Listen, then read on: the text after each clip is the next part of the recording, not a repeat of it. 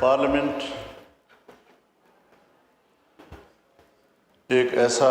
Forum ہے جہاں پر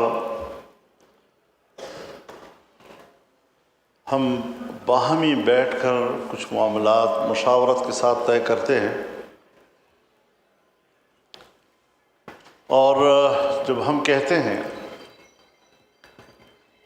کہ نبوت مکمل ہو چکی ہے، وحی مکمل ہو چکی ہے، اور اللہ رب العزت فرماتے ہیں الیوم اکملت لکم دینکم واتممت علیکم نعمتی، میں نے اپنا دین تم پر مکمل کر دیا ہے اور اپنی نعمت تم پر تمام کر دی ہے۔ اس کے بعد ایک ہی چیز قیامت تک کے لیے زندہ ہے، اور وہ ہے شورا، کہ اگر کوئی ایسی نئی چیز آئے، نیا مسئلہ سامنے آئے، تو اس پر قیامت تک مشورے کا راستہ کھلا رہے گا۔ اور جب مشورے کا تصور آتا ہے تو پھر وہاں ظاہر ہے جی کہ اس میں اجتہاد بھی ہوتا ہے، رائے بھی بنائی جاتی ہے، اور جب ہمارا ملک مشترک ہے، ہمارے ملک کا آئین ہمارا مشترک ہے، قانون ہمارا مشترک ہے، اور آئین و قانون کا احترام ہم سب کے اوپر برابر کا، یعنی ایک اس کا احترام واجب ہے، تو یہ اچھی بات ہوتی ہے کہ کوئی آئینی ترمیم آئے تو اس پر مشاورت ہو، کوشش کی جائے کہ آئین متنازع نہ ہو، سب کو آن بورڈ لیا جائے، سب سے بات چیت کی جائے، ان کا اوپینین لیا جائے، پھر اس کے بعد ایوان کی مرضی ہے، اس کی اکثریت جو فیصلہ کرے یا 2/3 اکثریت جو فیصلہ کرے اس کا سب احترام بھی کرتے ہیں اور اس کو قبول بھی کرتے ہیں۔ لیکن 27ویں ترمیم میں ایسا نہیں ہوا۔ یہی وجہ ہے کہ آپ کے آئین کا یہ 27ویں ترمیم اسی طرح متنازع ہوگا جس طرح کہ 18ویں ترمیم سے پہلے کی ترامیم کسی نہ کسی حوالے سے متنازع تھیں، اور آئین کے متفقہ ٹائٹل کے اوپر یہ ایک زخم تصور کیا جائے گا، ایک خراش تصور کیا جائے گا کہ یک طرفہ طور پر ایسا کیوں کیا گیا۔ دیکھیے، سن 1973 میں جناب ذوالفقار علی بھٹو صاحب کی پیپلز پارٹی 2/3 اکثریت میں تھی، اور 2/3 اکثریت سے وہ پورا آئین پاس کر سکتا تھا، لیکن انہوں نے مذاکرات کیے،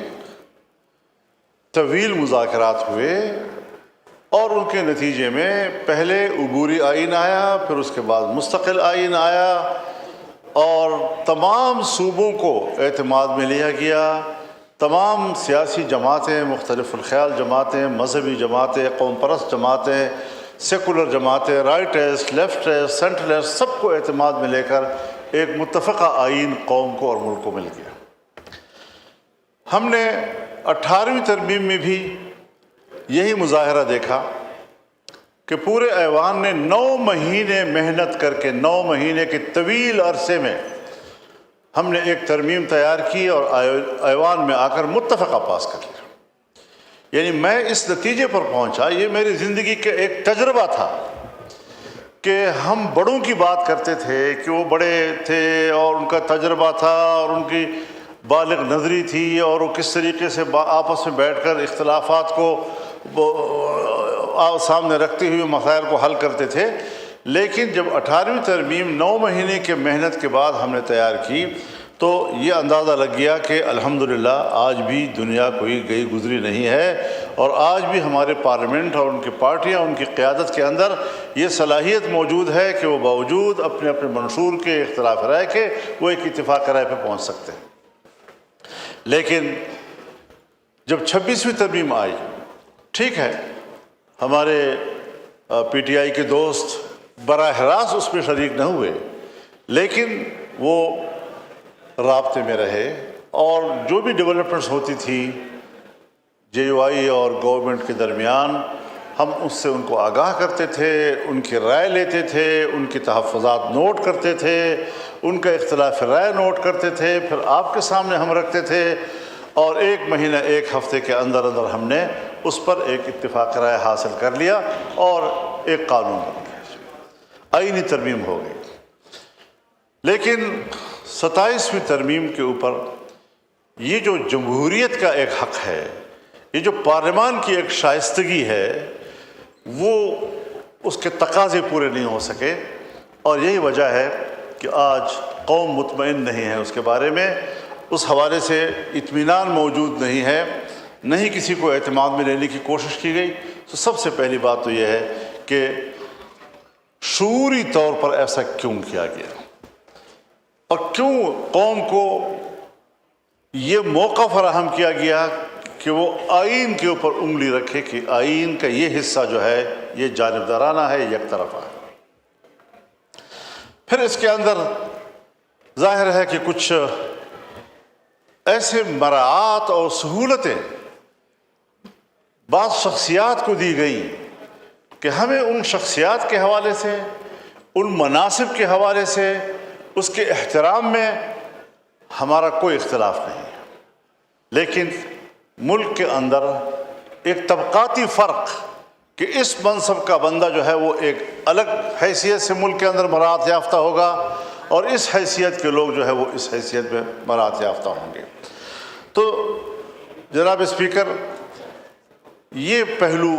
اس کو مد نظر رکھنا چاہیے کہ قوم میں اس کو پذیرائی نہیں مل رہی ہے، اور لوگ طنز و مزاح بھی کرتے ہیں، اختلاف رائے بھی کرتے ہیں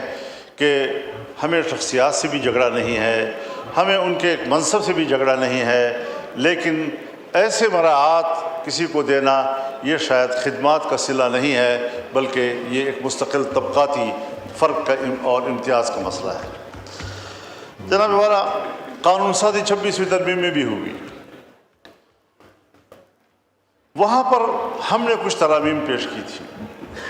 سود کے حوالے سے بھی اسی طریقے سے ہم نے شرعی عدالت کو طاقتور بنانے کا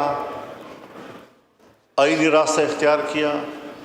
ہم نے اسلامی نظریاتی کونسل کے سفارشات کو ڈیبیٹ کے لیے پارلیمان میں پیش کرنے کا دستوری حق حاصل کیا۔ 1 سال سے زیادہ عرصہ گزرنے کے باوجود اس وقت تک اسلامی نظریاتی کونسل کی ایک سفارش بھی ڈیبیٹ کے لیے پیش نہیں ہو سکی۔ اس کا معنی یہ ہے کہ کیا وہ سب کچھ دفع الوقتی تھا؟ اس وقت مجبوری تھی، کچھ حاصل کرنا تھا تو اس میں جو چیز آئے آپ قبول کرتے چلے جائیں؟ یہ چیز میرے خیال میں سیاسی لحاظ سے بڑے بونے پن کا مظاہرہ ہے، اس طریقے سے سوچنا کہ جی بس ٹھیک ہے، ڈنگ ٹپاؤ اور بات مانو، اور آگے پھر اس کے بعد جی ایک قانون بنا دینی مدارس کے حوالے سے اور سوسائٹی ایکٹ کے تحت رجسٹریشن کے حوالے سے۔ دوسرا، ابھی تک اس حوالے سے کوئی رجسٹریشن نہیں ہو رہی، بلکہ یہ سب گواہ ہیں، پورا ایوان گواہ ہے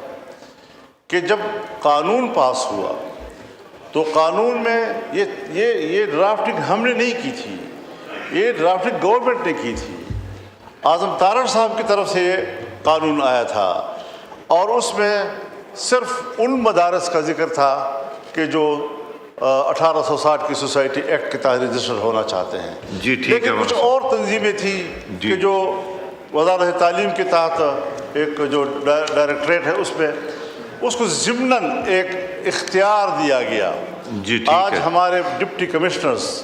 ہمارے انتظامیہ، خاص طور پر پنجاب میں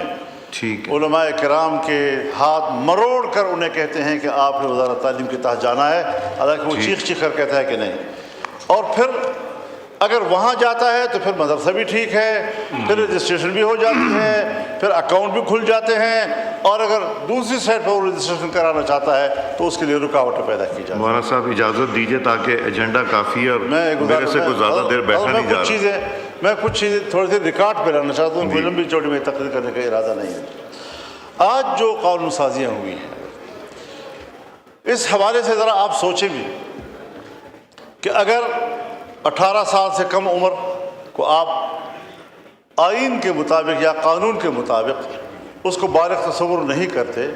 تو معاشرے میں کتنی پیچیدگیاں آتی ہیں، اور آپ نے